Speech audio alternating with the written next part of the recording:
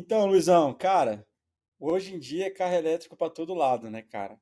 Você vê o pessoal falando de carro elétrico, a Tesla tá explodindo, todo mundo quer ter um Tesla, né? Os carros que não são elétricos aí, a maioria agora já tem um híbrido aí na sua linha de produção, pelo Total, menos um total. modelo híbrido, né?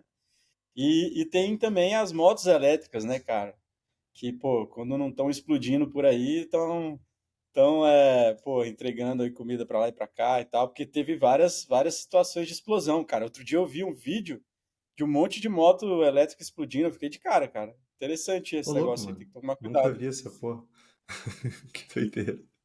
Sim, velho. Pô, tem um negócio que eu achei massa, velho. É que, tipo, no meio dessa história toda de carro elétrico, moto elétrica, o mundo das baterias, né, cara, é realmente muito louco, né?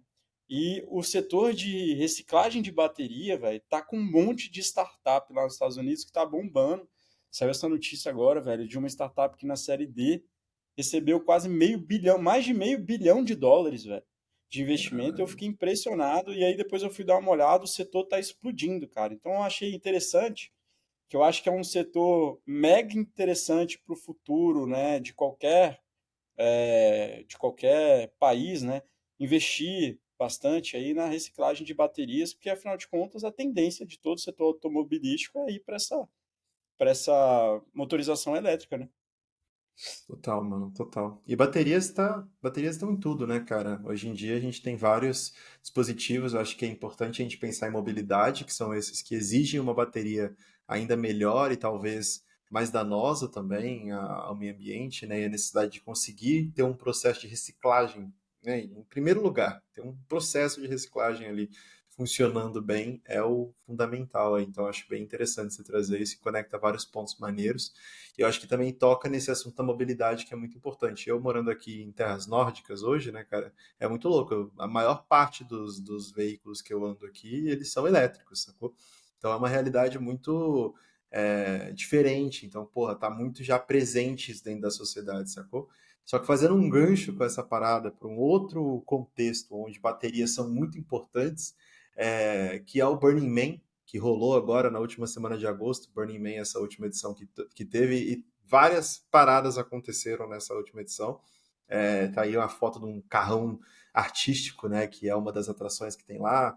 A galera gasta mó tempão, bem pegada meio carnaval, assim, mas, como posso dizer, cyberpunk. A galera gasta mó Caramba. tempão, assim, construindo esses carros. E é isso, né? Não que esses carros sejam elétricos, ou não é nem esse o ponto, né? Mas o ponto é que o Burning Man acontece no deserto, mano. No meio do deserto, nos Estados Unidos. E é no deserto que chama Black Rock. Cara, o Burning Man, ele é interessantíssimo, né? Como um experimento social. Pra você ter uma ideia, lá no Burning Man, mano, não se pode vender nada. Tudo funciona sem dinheiro, é só na barganha. Você tem que ter sempre algo a trocar, sacou? A única coisa que você pode vender de fato é o gelo, porque você precisa se refrescar. Então eles têm esse princípio de dar e Nossa, que servir doideira. muito forte, mano. E não é sustentável, obviamente, mas ele funciona. Ele já está aí há 36 anos e está tendo pelo menos 10% de crescimento ano após ano, sacou? E hoje em dia tá com um máximo, tipo, bateu 70 mil pessoas que literalmente saem de suas casas e vão para o meio do deserto. Não tem nada para ficar por 7 dias durante esse festival. E eu acho que o louco, assim, dessa parada é que todo mundo tem bike e todas essas bikes estão equipadas com luzes. Então, tem essa coisa, né, de você ter que ter bateria pra caramba para poder conseguir fazer esse festival de luzes ali e sustentar esse princípio básico do Burning Man, que é fazer parte. E a forma que você faz parte, do jeito mais básico, é você estar com a sua bike iluminada ali, sacou? E meio que contribuindo com essa instalação artística gigante no meio do deserto. Eu acho muito legal porque a forma que eles vão se estruturando é através dos camps. E os camps são meio que DAOs, né? Se a gente for parar para pensar. Hoje em dia tem mais de 1.500 camps e todos são únicos e têm alguma coisa para oferecer. E a ideia do camp é que ele é autônomo para fazer e decidir as coisas do jeito que ele quiser, sacou? Isso é muito da hora, assim. É como se fosse esse estado em Pô, que maneiro. rede que funciona de um jeito muito irado, assim, sacou? Mas todo mundo se reúne ali na última semana de agosto, nesse hub principal lá no deserto. Mas várias spin-offs vão acontecendo ao longo do ano, sacou? E é um movimento descentralizado muito louco, né? Tipo, que acontece em torno de um festival e baseado em escalar essa cultura e os princípios do Burning Man, né? Que tá muito ligado a dar e receber sem esse envolvimento financeiro em troca. Então é uma parada, cara, que sempre tem um texto, né, do David Hoffman lá do Bankless que me inspirou bastante a trazer esse assunto aqui no trilho, porque eu acho que tem essa liberdade de expressão, de inclusão, de tudo que você quiser, poucas regras, né? Esse contrato social informal que está ali, qual que é esse mínimo conjunto de regras que você precisa ter para as coisas funcionarem, sacou? E quem está lá quer estar lá. Tudo está de graça disponível para você, como se você tivesse acesso a esse portal diferente de como se organizar enquanto sociedade, sacou? E é muito louco, assim, o quão, ao mesmo tempo que ele se aproxima do universo de cripto, e o motivo pelo qual eu trouxe aqui no trilho, ele vai num caminho totalmente diferente, assim, porque a economia é totalmente irracional, sacou? Não faz o menor sentido o fato de tudo ser de graça, né, no ponto de vista econômico, mas a organização ela é emergente, então ela vai permitindo muitas coisas rolarem, assim, que você não meio que não consegue ver tudo, né? Tudo que está disponível ali, porque tudo isso, essas expressões, essas formas de fazerem tudo isso acontecer é muito sem limites, né? Então, eu acho muito massa, como se fosse esse gostinho do futuro, assim, sacou? Pra gente tentar reconstruir a sociedade e ver o que acontece, assim, e assim como o cripto é uma parada mega orgânica, uma parada que vai meio que acontecendo em experimentos descentralizados ali, de estruturas de coordenação e ideias, né? E todo mundo fala que você precisa ir pelo menos alguma vez, sacou? Eu acho que esse é o gostinho também que eu tenho, assim, quando eu conversei a primeira vez com alguém do mundo cripto também, né? Tipo, pô, não, vai lá, saca? Tenta, explora você um pouco, sacou? Antes de qualquer coisa. Eu acho que essa é uma pegada bem, bem legal, assim, de observar esses dois mundos, né, se conectando, cara. E aí, pô, fazer o gancho com as baterias aí, porque deve ter a necessidade de ter muita bateria para se isolar no deserto por 7 dias, né, cara?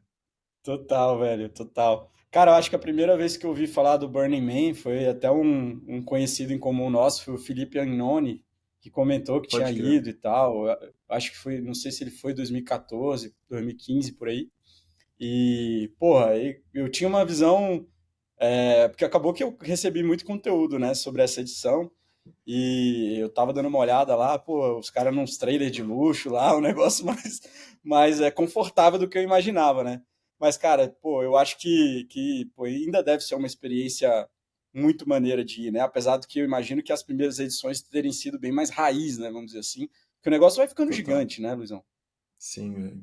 Sim, O total, negócio vai mano. ficando gigante. Agora, bicho, deixa eu te perguntar, um NFT desse caminhão aí, eu acho que ia dar bom, hein, velho? Já pensou um Porra, NFT cara. de um caminhão que queima depois de, sei lá, 30 dias, assim, ó, pum? Você só tem ele por 30 dias. Pô, velho, Mano, não mas sei mudando se de casaria assunto, muito, né? Mas enfim, vamos continuar aí.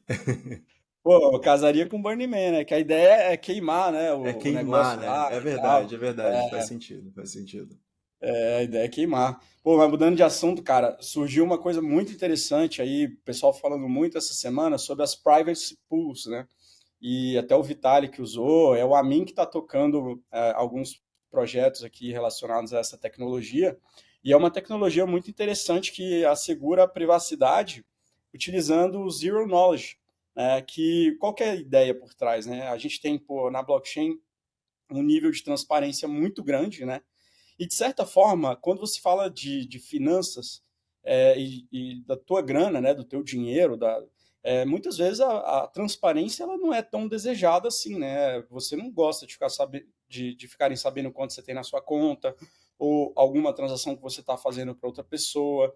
Então, de certa forma, a privacidade é realmente um problema que até de certa forma uma dicotomia, né? De um lado você tem uma transparência que é muito interessante, importante para que, enfim, esse ecossistema funcione de uma forma muito honesta, mas por outro lado a privacidade é algo também importante, né? E essa tecnologia usando o Zero Knowledge Proofs, né? Que a gente até falou em algum vídeo aí para trás, a gente fez uma analogia, eu acho que até a forma mais fácil de fazer alguém entender o que é Zero Knowledge, né? É como se fosse você tá, sabe onde está o Wally? Então, quando você está procurando o bonequinho do Wally ali, e alguém fala para você, olha, o Wally está perto desse guarda-chuva amarelo. E outro cara fala também, o Wally está perto do guarda-chuva amarelo. E outro cara, e várias pessoas colocam a localização do Wally perto do guarda-chuva amarelo, sem dizer aonde o Wally está. Então você consegue ter uma noção de que está todo mundo falando a verdade, ou seja, todo mundo sabe onde o Wally está, mas eles não precisaram dizer exatamente onde o Wally está. Eles só falaram que estava perto do guarda-chuva amarelo. Então, dessa forma, é a mesma forma que essa tecnologia está tentando utilizar para que você coloque um determinado capital em uma pool de liquidez, por exemplo, de um protocolo DeFi, e você entenda e o protocolo entenda que você é uma pessoa que tem, de repente, uma idoneidade, é um good guy, sacou? Mas que não revela exatamente quem você é.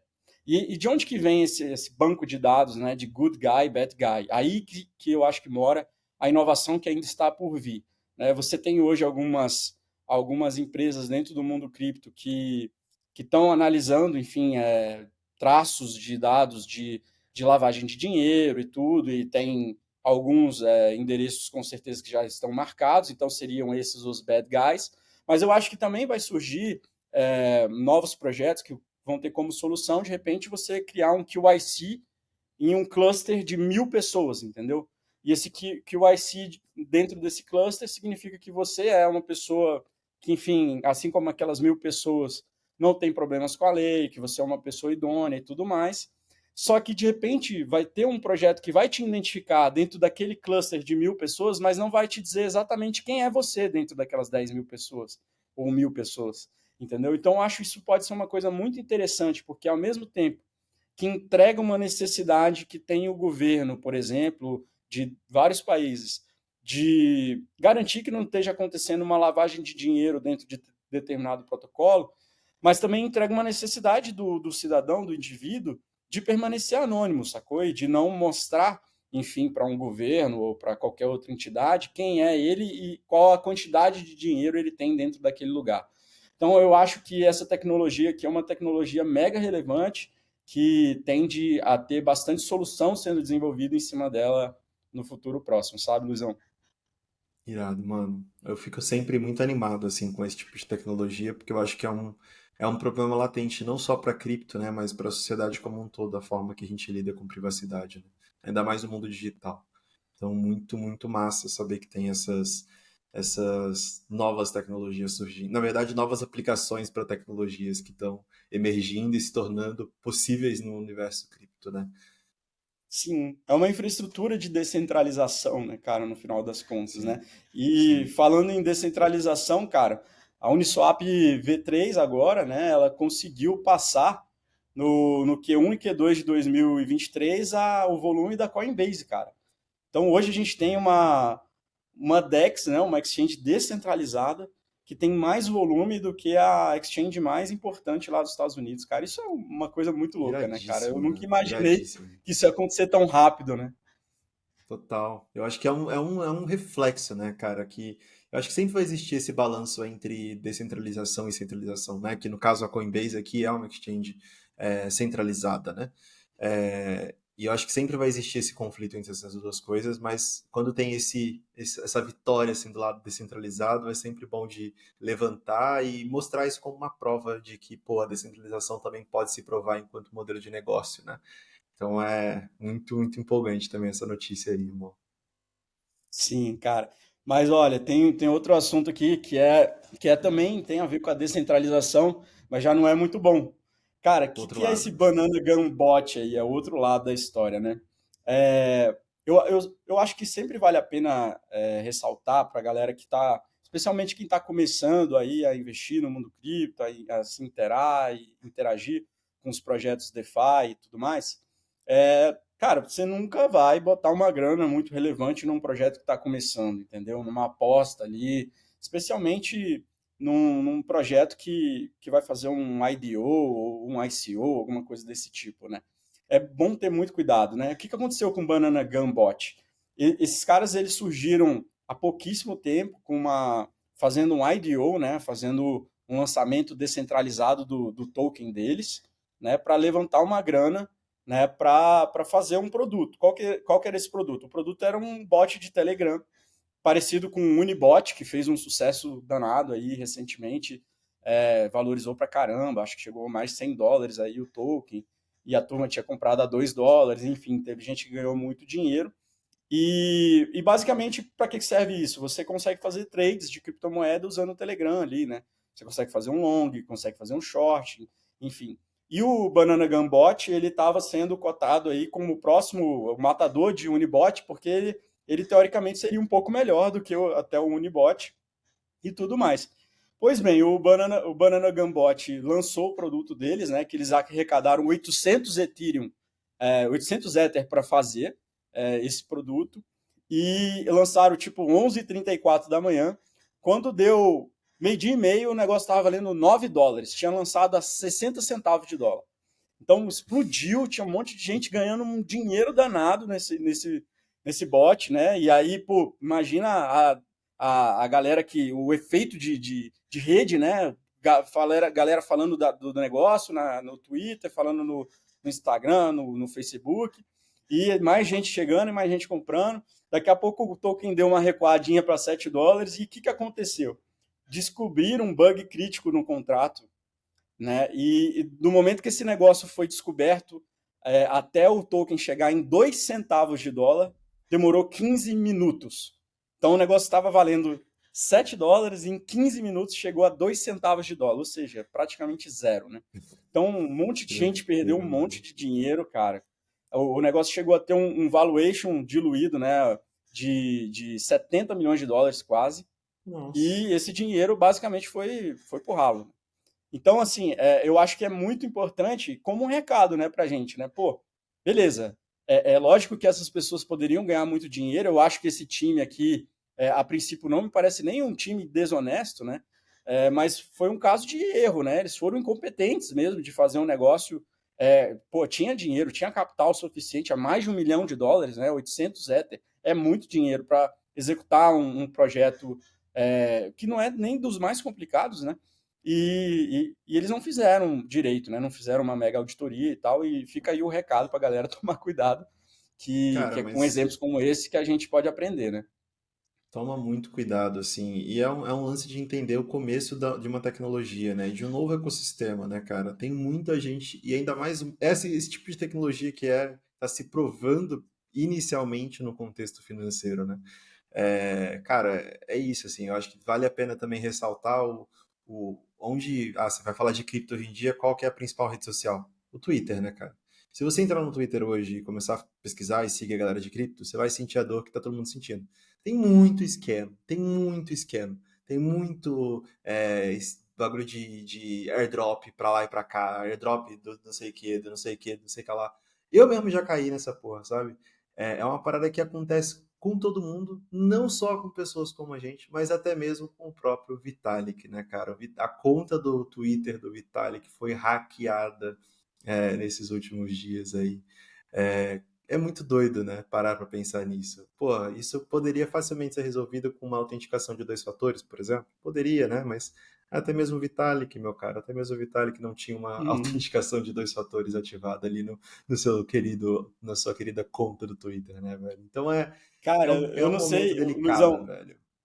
parece que o caso do Vitalik foi no SIM card do celular dele que Sério foi a mesmo? brecha.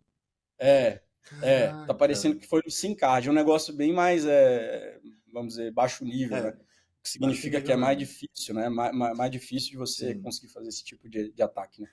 sim. E o que eu achei muito interessante do caso do Vitalik foi esse post aqui desse pessoal dessa conta aqui do Boring Security, que eles colocaram que o que foi utilizado no ataque do Vitalik foi esse tal desse Pink Drainer, que basicamente, Hum, cara, eu não sabia que isso existia, eu fiquei impressionado.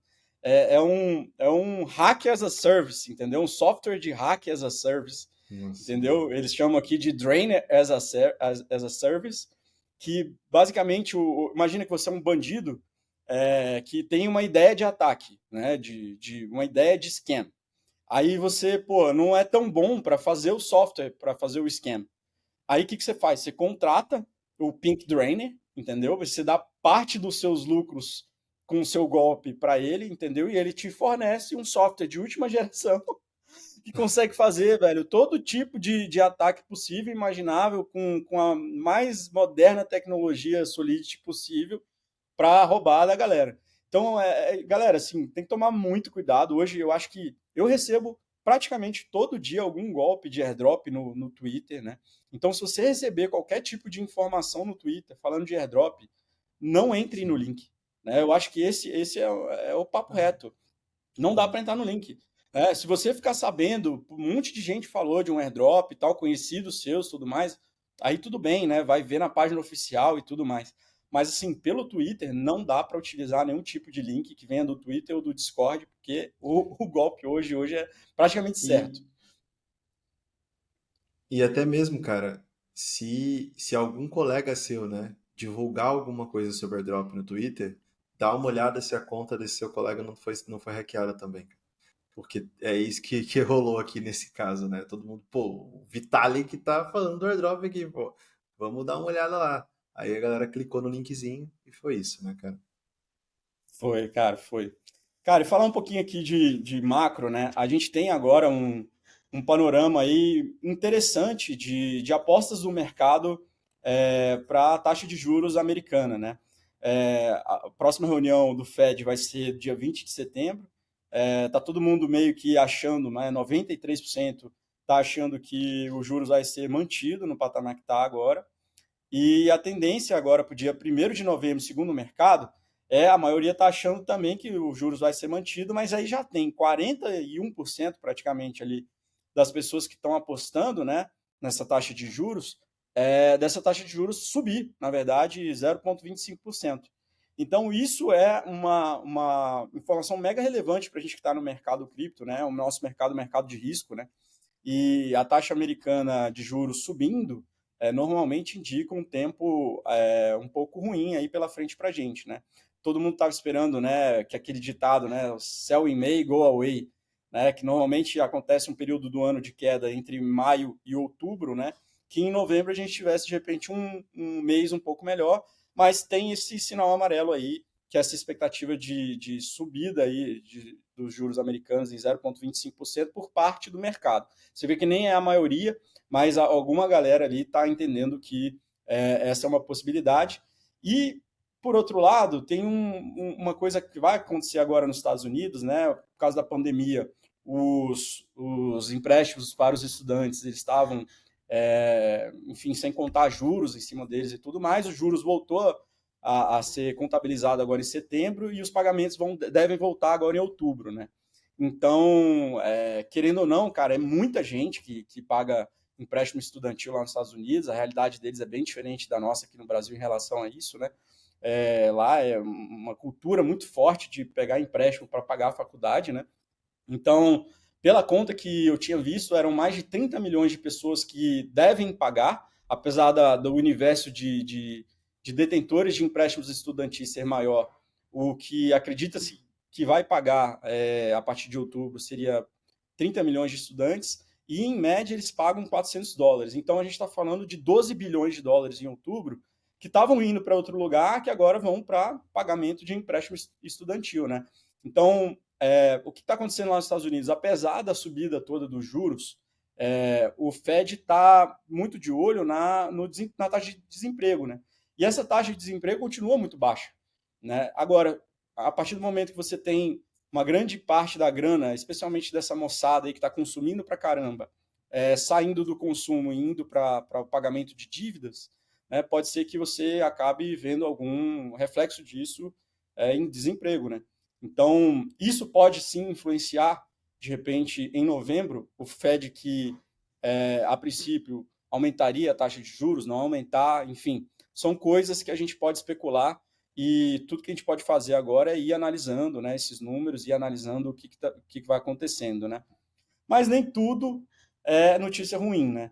A Cathy Wood, da ARK Invest, ela protocolou um pedido de ETF, mais uma vez aí os ETFs, né? Mas dessa vez um ETF spot de Ether. E que eu acho que pô, seria maravilhoso para a gente, né? A gente comentou aí no último trilho, né, sobre a Fidelity, né, ter feito um manual, né, de investimento em Ether, falando sobre a tese de investimento, né, já meio que deixando todo mundo ali que trabalha dentro da empresa a par do que é o Ether, né, e o que é a rede Ethereum, e para, quem sabe, no futuro vender, né, o Ether aí para os seus clientes, né.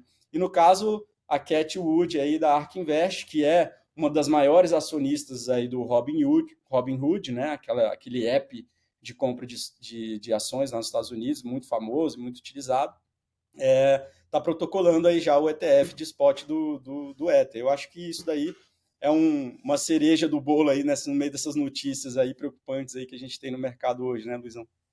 Total, cara. Eu sempre fico com essa pergunta, eu acho que é até um assunto para os próximos trilhos aí, até que ponto o macro realmente influencia a cripto, né? Querendo ou não, em comparação com o macro, é um mercado bem pequeno, é um mercado, um subnicho do mercado de risco um tanto pequeno, né? Mas fica aí, vamos deixar Sim. essa paradinha aberta, essa reflexão, porque eu Eu acho que posso só te tem... adiantar uma coisa, cara. Influencia Ah, muito, porque só rapidamente, o que acontece é que a gente está em um momento onde o mundo cripto ele já está mudando de patamar, né? A influência das uhum, instituições vai passar a ser cada vez maior, né? Já é grande e passa a ser cada vez sim. maior. Então, enfim, eu acho que é o tipo de coisa, né? Você tem até o caso da FTX lá, com aquela situação lá, de repente da possibilidade de venda, né? De alguns ativos, né? Então, esse tipo de Uhum. fenômeno tanto de grandes compras como grandes vendas, eu acho que vai mover muito o mercado e quando o macro está mal, normalmente o mercado de risco vai mal e dentro do mercado de risco as criptos, né? Sim, total, cara. Eu acho que também tem uma relação com o stock market também, né? Que sempre que tem esse pump no mercado de ações dos Estados Unidos, o cripto geralmente continua isso também, né? Então acho que tem uma relação forte com o macro. E eu acho legal trazer esse ponto também, né? Mas também tem uma outra reflexão que eu queria levantar, que é o porquê que a gente sempre olha para os Estados Unidos, né? Porque a gente sempre olha a empresas americanas dando entrada com um ETF, e aí tem toda a relação com a SEC, e esse assunto sempre surge, né? E aí eu achei interessante também trazer essa lista desse Twitter, dessa conta do Twitter aqui, World of Statistics, que fala sobre a quantidade de crypto owners, né, pessoas que têm, que possuem cripto aí, com relação à porcentagem de população, do total da população daquele país, né? E essa lista é bem interessante de ver, porque a gente consegue perceber que, na verdade, os Estados Unidos é o quinto, mas querendo ou não, acaba sendo o mais expressivo por ser os Estados Unidos, geralmente investir bastante em empresas de tecnologia, e a gente está falando de tecnologia aqui, primariamente. Só que, para além disso, eu queria muito trazer, cara, olha isso, o Brasil está na 12ª posição aqui nessa lista. Então, isso significa que, cara, 6,9% da população brasileira tem algum ativo em cripto, velho. Isso é muito doido de perceber, né? E a relevância e o quão grande o Brasil é no mundo cripto, né? Eu acho que é um chamado, na verdade, para quem ainda não se vê parte dessa parada, mas também é um convite à reflexão. Porra, olha que doideira, né? O nosso país, cara, tem uma expressão tão grande numa inovação que tá se expandindo cada vez mais. Eu acho que tem várias formas de olhar para esse número aí. Eu queria muito trazer e fechar o nosso trilho de hoje aí com esse número. Mas não sei o que você quer, o que você tem a dizer aí sobre isso também, Jairzeira. Como é que isso chega até você? Cara, eu achei massa demais esse dado, eu não tinha ideia, para te falar a verdade. É, poxa, imagina, de repente eu imagino alguns países europeus, eu achei que tinham uma adoção maior, na verdade não, o Brasil está na frente, né? Não vi nem a Holanda aí, né? Em lugar nenhum, não vi a Alemanha, deve estar bem mais embaixo aí, né?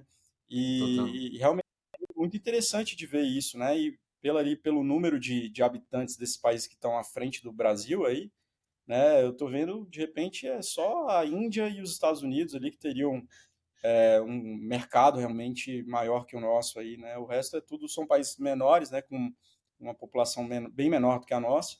Então, de repente, aí a gente está falando do terceiro maior mercado de cripto do mundo, o Brasil, né? Isso daí seria uma coisa para a gente dar uma pesquisada melhor, mas, pô, de toda forma, muito impressionante ver como a adoção de cripto no Brasil é alta, né?